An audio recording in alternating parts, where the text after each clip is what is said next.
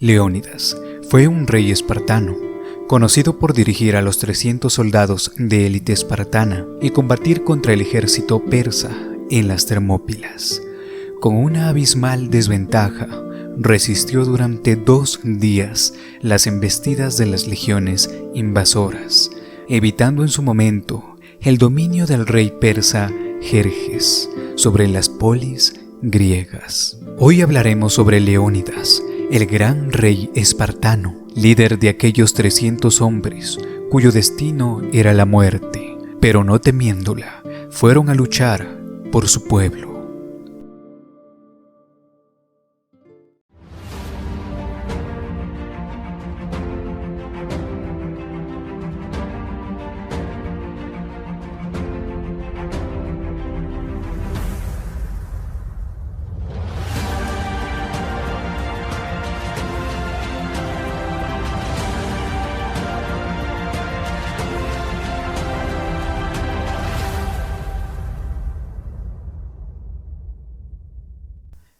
El origen de Leónidas empieza con Anaxandridas II, hijo del rey León, posible descendiente del mismo Heracles y uno de los reyes de Esparta.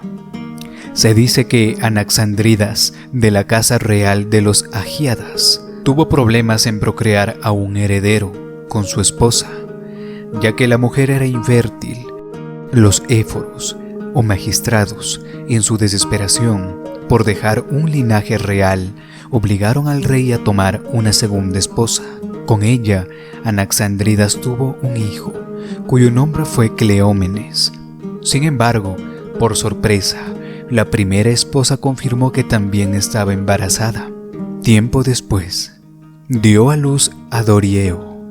En algunos textos se dice que Leónidas y Dorieo fueron gemelos, en otros que Leónidas fue el hijo menor de la primera esposa. Si las fuentes historiográficas son concretas, Leónidas nació hacia el 540 a.C.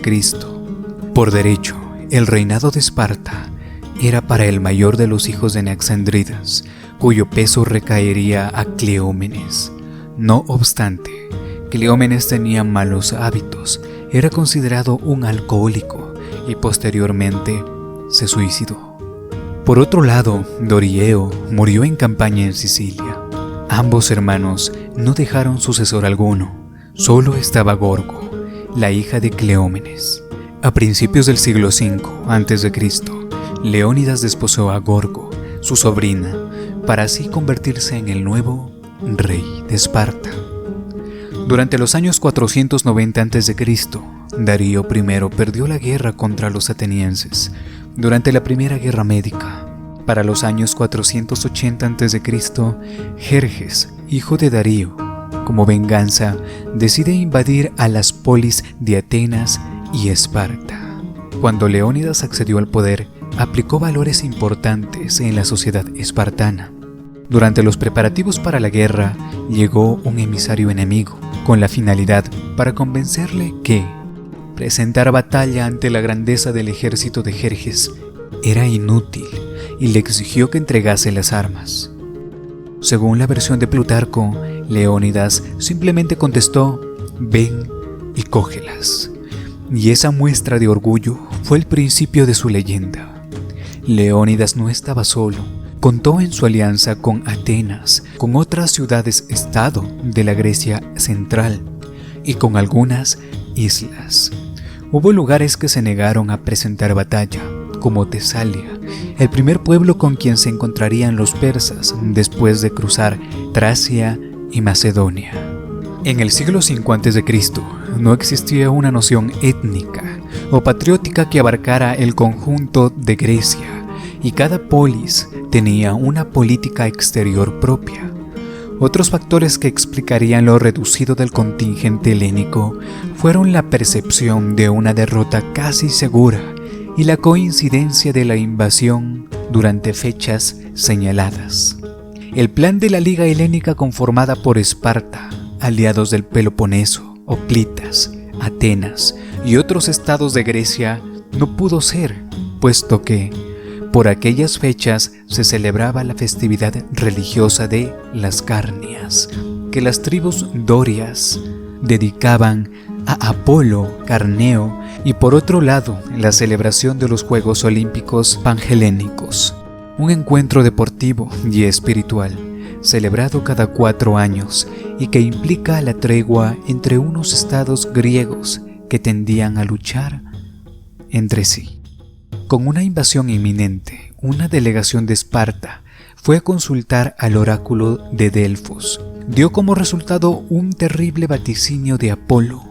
El oráculo dijo que los persas arrasarían la ciudad de Esparta si ésta no sacrificaba la vida de un rey en su defensa. Leónidas quiso asumir el papel de rey sacrificado por sus polis y con esa convicción se fue a las Termópilas. Con 60 años, Leónidas tuvo que elegir a los hoplitas de las Termópilas. Se quedó solo con hombres que tuvieran una descendencia asegurada, es decir, por lo menos un hijo varón. Fueron los famosos 300 espartanos que acompañaron a Leónidas en el campo de batalla. Además de los 300 soldados, unos cuantos aliados más se saltaron las festividades y fueron a la guerra entre 6.000 y 7.000 soldados a defender el paso de las Termópilas contra un ejército conformado de 80.000 hombres. Se dice que Jerjes esperó 4 días antes de atacar, dando oportunidad así para que los griegos se rindieran. Sin embargo, estos no lo hicieron. Las Termópilas era el último corredor defendible en Grecia, sobre el Istmo de Corinto, el único lugar donde el ejército tenía posibilidades de defender sus territorios.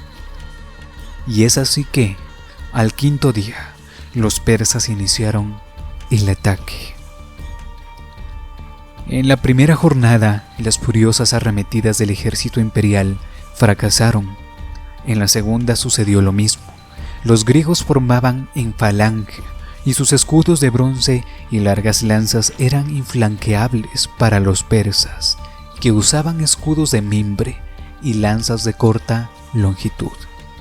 La carnicería en las filas persas fue considerable, mientras que entre los griegos las bajas fueron escasas.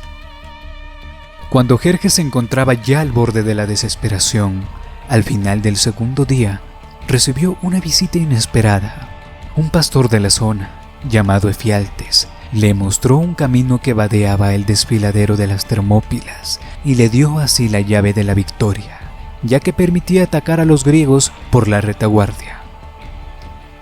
Al 3.er día, Leónidas se vio rodeado y entendió que había llegado el final de su resistencia.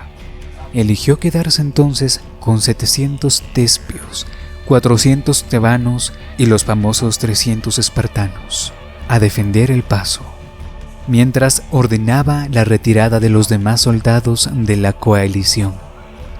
Con esta acción, Leónidas daba respuesta al oráculo y cumplía con el deber militar espartano. Entregaba su vida y protegía la huida del resto del contingente, que así podría luchar de nuevo más adelante. Finalmente, Leónidas cayó bajo las hordas persas. Cuando acabó la ofensiva, Jerjes ordenó buscar su cuerpo. Una vez hallado, fue mutilado como había previsto el oráculo. Jerjes mandó decapitarle y ensartó su cabeza en un poste en el campo de batalla. La leyenda en torno al heroísmo de Leónidas creció casi inmediato tras las hostilidades. Unos días después, cuando el ejército de Jerjes había reanudado su marcha, unos espartanos se acercaron al cuerpo para darle sepultura y enterraron sus despojos en el lugar.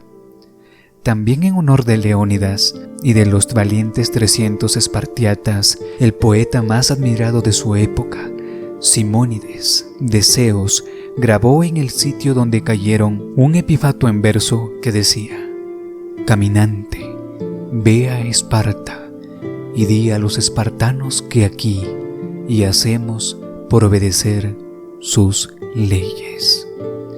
en clara referencia a la moral que regía en Esparta, conforme a la cual más valía morir que regresar derrotado. Pasado 40 años, los restos del rey fueron recuperados y llevados a Esparta para ser enterrados de nuevo según los ritos griegos y para que se le construyera un mausoleo acorde a su leyenda. A esas alturas, Grecia le había elevado a la categoría de héroe por su sacrificio.